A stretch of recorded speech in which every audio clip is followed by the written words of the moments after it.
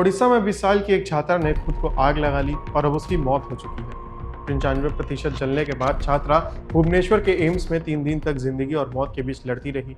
हालांकि आरोपी फिलहाल पुलिस की हिरासत में है, लेकिन सवाल यह है कि क्या उस छात्रा के जिंदा रहते आरोपी को गिरफ्तार क्यों नहीं किया, उसको इंसाफ क्यों नहीं मिला।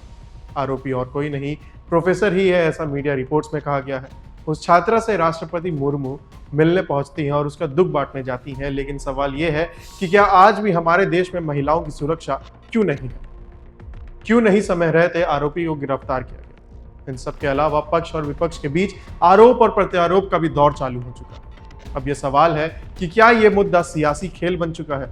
क्या इस मुद्दे पर एक दूसरे पर आरोप लगाने की बजाय उस छात्रा को इंसाफ नहीं देना चाहिए था। आज के इस वीडियो में हम इन सभी मुद्दों पर बात करेंगे और आरोप और प्रत्यारोप पर भी बात करेंगे कि कौन किस पे क्या बोलता है। पहला सवाल कॉलेज के प्रिंसिपल और उसके कॉलेज के रवैये पर भी है, जो हुआ क्यों हुआ और कौन है जिम्मेदार। सबसे पहले जान लेते हैं आखिर मुद्दा क्या था। दरअसल 30 जून 2025 को आरोपी एचओडी समीर कुमार साहू ने छात्रा सौम्यश्री के सामने अनुचित और असहज करने वाली मांगे रखी। कहा, बात मानो तो रोज क्लास में आओ, नहीं तो परीक्षा नहीं दे पाओगी। छात्रा का आरोप है कि अध्यापक ने मन में कुछ गलत विचार रखे थे। फिर 1 जुलाई को सौम्यश्री ने लिखित शिकायत इंटरनल कंप्लेंट कमेटी को सौंपी। फिर 12 दिन बीत जाने के बाद यानी 12 जुलाई को अध्यापक के विरुद्ध कोई कार्रवाई नहीं हुई तो छात्रा ने कुछ अन्य सहपाठियों के साथ, कॉलेज फ्रेंड्स के साथ कॉलेज के मुख्य फाटक पर विरोध प्रदर्शन करती है। इसके बाद अचानक पीड़िता छात्रा महाविद्यालय के प्रिंसिपल दिलीप घोष के कक्ष में घुस जाती है। वे यहां जानना चाहती थी कि आखिर कोई कार्रवाई क्यों नहीं हुई। वहां उचित जवाब न पाने के बाद तुरंत बाहर निकली और उसने अपने ऊपर पेट्रोल छिड़क कर खुद को आग लगा ली।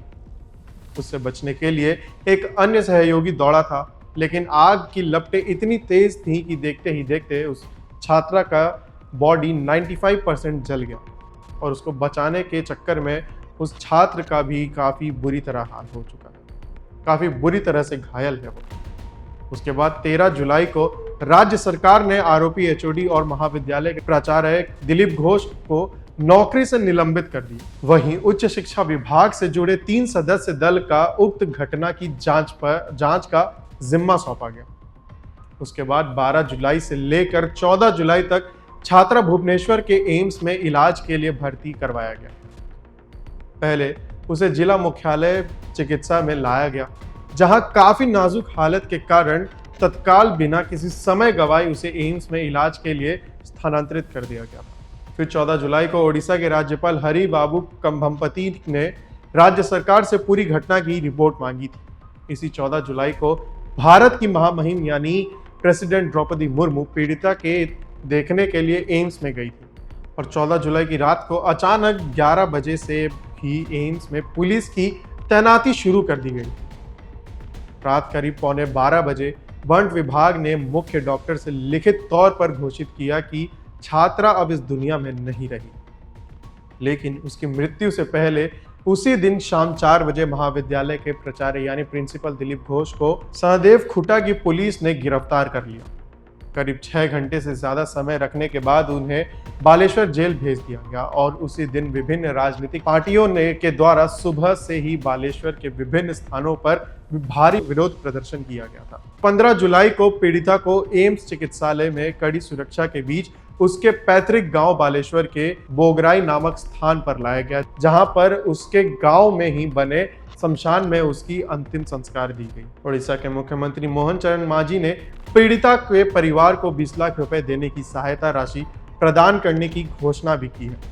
वहीं 17 जुलाई को 7 विभिन्न राजनीतिक पार्टियों के द्वारा ओडिशा बंद का आह्वान किया गया है। दूसरी ओर विभिन्न छात्र संगठनों द्वारा महाविद्यालय के मुख्य फाटक पर शोक सभा का आयोजन किया गया है। लेकिन यह घटना सुर्खियों में तब आई जब 15 जुलाई को विपक्ष के नेता राहुल गांधी ने ट्विटर पर पोस्ट करते हुए लिखा कि ओडिशा में इंसाफ के लिए लड़ती रही एक बेटी की मौत हो गई। सीधे सीधे बीजेपी के सिस्टम द्वारा की गई हत्या यह है। बहादुर छात्र ने यौन उत्पीड़न के खिलाफ आवाज उठाई, लेकिन उसे न्याय दिलाने की बजाय उन लोगों द्वारा परेशान और धमकाया गया जिन्हें उनकी रक्षा करनी थी। राहुल गांधी ने कहा कि हमेशा की तरह भाजपा की व्यवस्था आरोपियों को बचाती रही है।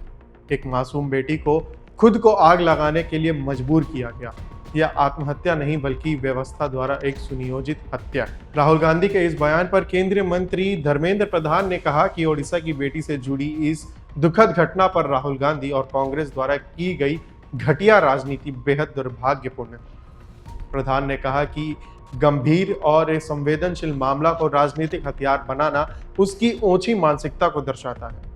इसके आगे प्रधान ने कहा कि ओडिशा की घटना ने पूरे देश को झकझोर कर रख दिया है, लेकिन कांग्रेस ने अपनी राजनीतिक रोटियां सेकने के लिए इस मौके का फायदा उठाया है। राहुल ने यह भी आरोप लगाया कि प्रधानमंत्री नरेंद्र मोदी महिलाओं की मौतों पर चुप रहते हैं, अब चाहे वो ओडिशा हो या मणिपुर। उन्होंने कहा कि देश को आपकी चुप्पी की नहीं, जवाब की जरूरत है। भारत की बेटियों को सुरक्षा और न्याय की जरूरत है। प्रधान ने कहा कि प्रधानमंत्री और भाजपा ने हमेशा महिलाओं की सुरक्षा और न्याय के लिए ठोस कदम उठाए हैं, जबकि कांग्रेस हर त्रासदी में अवसर तलाशती रही है। उन्होंने आगे कहा कि ओडिशा की भाजपा सरकार पीड़ित परिवार के साथ खड़ी है और दोषियों के खिलाफ सख्त कार्रवाई की जाएगी। इन सब के पहले छात्रा ने पुलिस में कंप्लेन भी दर्ज कराई थी, लेकिन आरोप है कि कॉलेज की तरफ से उस पर दबाव बनाया जा रहा था चुप रहने का। आपको बताते चले कि एनसीआरबी की साल 2021 की रिपोर्ट कहती है कि ओडिशा में 2251 यानी 2251 मामले दर्ज किए गए थे। देश में 5 नंबर पर था ओडिशा। साल 2024 में शिव मांझी ने विधानसभा में खुद बताया कि राज्य में महिलाओं के खिलाफ अपराध बढ़े हैं। तो अब सवाल यह है कि क्या राज्य सरकार कर क्या रही है? यह सिस्टम इतना ढीला है कि जब तक किसी की जिंदगी नहीं जाती तब तक सिस्टम काम नहीं करेगा। क्या कॉलेज और पब्लिक स्पेसेस में कोई ठोस कदम नहीं लिया जाएगा? किसकी क्या गलती थी उस मासूम छात्रा की कि उसे अपनी जान गंवानी पड़ी? वो भी तो आखिर कॉलेज में पढ़ने ही गई थी और अपने जिंदगी बुनने ही गई थी। इस मुद्दे पर हर अपडेट सन्मार्ग आप तक पहुंचाता रहेगा। तब तक के लिए चैनल को सब्सक्राइब करना।